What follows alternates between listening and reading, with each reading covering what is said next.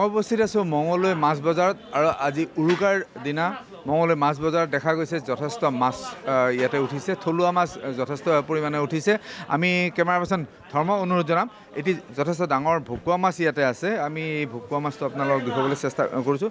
আনুমানিক এইটোৰ 25 কেজিমান হ'ব কিজানি, যথেষ্ট ডাঙৰ উঠিছে। আৰু আপোনালোকে দেখিছে তাৰ লগতে বিঘেট বা বৰালি এই ধৰণৰ মাছ উঠিছে, যথেষ্ট ডাঙৰ ডাঙৰ মাছ উঠিছে মঙলদৈ বজাৰত। মই পোনে পোনে ব্যৱসায়ীৰ পৰা জানিব বিচাৰিম কিমান ওজন হ'ব? 25 কেজি। 25 কেনেকুৱা দাম হ'ব? এইটো 1000 টকা হ'ব কেজি। KG 1 KG.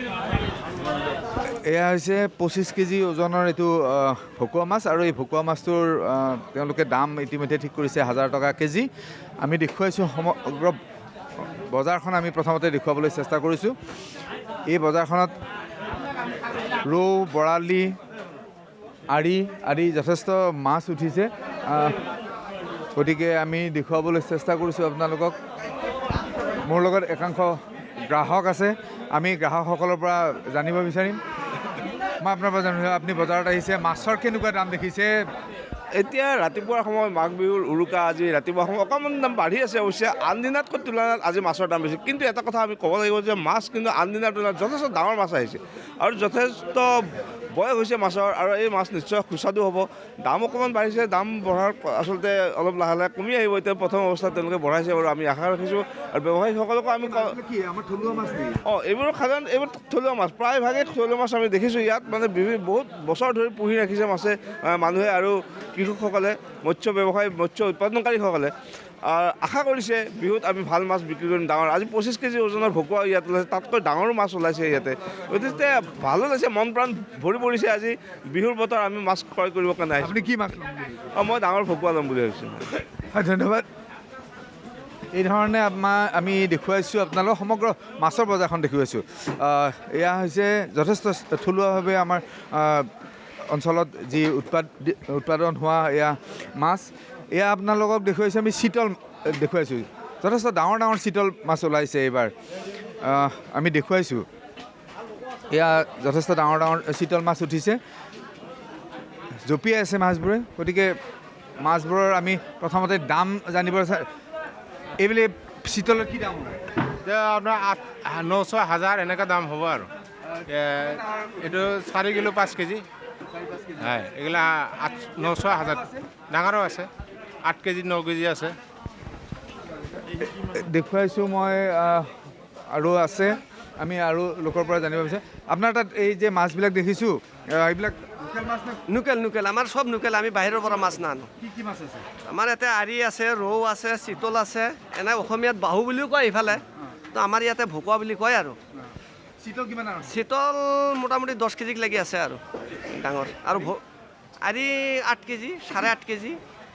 তাৰপিছত ভকুৱা আছে, তাতে 10 কেজি, 11 কেজি এনেকুৱা আছে। মাছ কিনিব আহিছে, কেনেকুৱা দেখিছে মাছৰ বজাৰত? কি ডাঙৰ মাছ দেখিছে?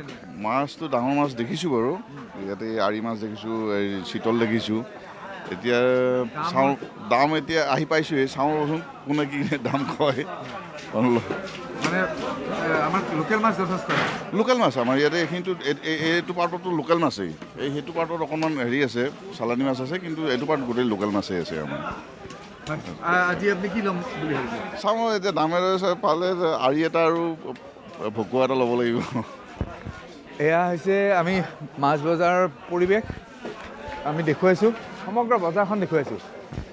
পুৱাৰ ভাগতে হোৱাৰ বাবে যথেষ্ট গ্ৰাহকৰ সংখ্যা কম আমি দেখিছোঁ, কিন্তু তথাপিতো থলুৱা মাছ ইমানেই বেছি আছে যে আপোনালোকক দেখুৱাইছোঁ। এয়া বিঘেট, এইটো যথেষ্ট ডাঙৰ বিঘেট এইটো।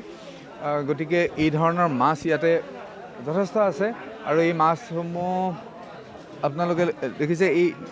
আমি এইটো কথা উল্লেখ কৰিব লাগিব যে মঙলদৈ বজাৰৰ পৰা যথেষ্ট মাছ আচলতে গুৱাহাটীলৈকে যায়, আৰু ইয়াতে ডাঙৰ ডাঙৰ মাছ যথেষ্ট গুৱাহাটীলৈকে গুচি যায়। গতিকে আমি গ্ৰাহক আছে আমি জানিব বিচাৰিম আপুনি মাছ চালে আজি মাছ চাইছে মাছ চাইছোঁ কি কেনেকুৱা মাছ দেখিছে এইগিলা ৰৌ ভকুৱা বৰালি আৰি মাছ আছে নাই ডাঙৰ মাছ ইমান ডাঙৰে দেখিছোঁ আৰু 5 কেজি 7 কেজি 8 কেজিৰ এনেকুৱা দেখিছোঁ এই যে বিঘেট আছে ইয়াতে 25-30 কেজি এইবিলাক সেইবিলাকো আছে কি আপুনি কি ল'ম বুলি আহিছে মই ভাবিছোঁ কিবা বৰালি চৰালি লওঁ আৰু চাওঁ বজাৰ চাই লওঁ চাই লৈ কি হেৰি হয় নিয়মতে মাছ মই লৈহে আহোঁ মই বজাৰত চাইছোঁ এয়া হৈছে সমগ্ৰ পৰিৱেশ আপোনালোকক দেখুৱাইছোঁ গ্ৰাহক যথেষ্ট কম আছে এতিয়া এই ধৰণে মঙলদৈৰ যি বজাৰ এই বজাৰত